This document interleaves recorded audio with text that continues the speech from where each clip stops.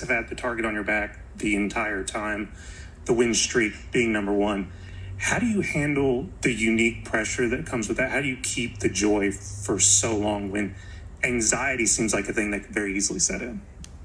Well, the only way that you can have a joy that doesn't fade away is from the Lord. And any other type of joy is actually happiness that comes from circumstances and outcomes. I think Coach has said this before, but joy from the Lord is really the only thing that can keep you motivated, just in a good mindset, no matter the outcomes. Thankfully, we've had a lot of success this year, but if it was the other way around, joy from the Lord is the only thing that can keep you embracing those memories, moments, friendships, and all of that. So that's really the only answer to that, because there's no other way that softball can bring you that, because of how much failure comes in it and just how much of a roller coaster the game can be.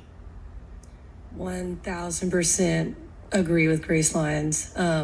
I went through that my freshman year. I was so happy to win the college. I've talked about this before, but I was just so happy that we won the College World Series, but I didn't feel joy.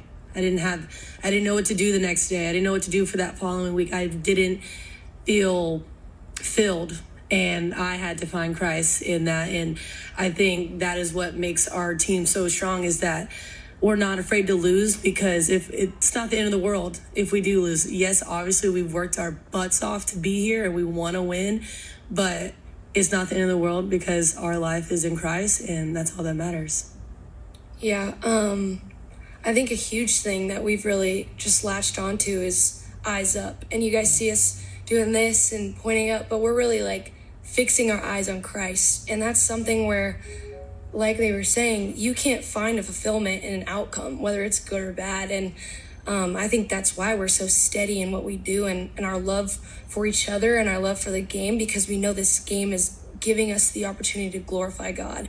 Mm-hmm. And I just think once we figured that out and that was our purpose and everyone was all in with that, it's really changed so much for us. And I mean, I know myself, I've seen so much of a growth in myself with once I turned to Jesus and I realized how he had changed my outlook on life, not just softball, but understanding how much I have to live for, and that's living to exemplify the kingdom. And I think that brings so much freedom.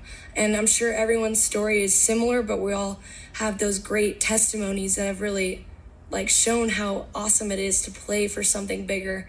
And I think that's just what brings me so much joy. And no matter the outcome, whether we get a trophy in the end or not, this isn't our home. And I think that's what's amazing about it, is we have so much more. We have an eternity of joy with our Father, and I'm so excited about that. And yes, I live in the moment, but I know this isn't my home. And no matter what, my sisters in Christ will be there with me in the end, when we're with our King. So, Patty,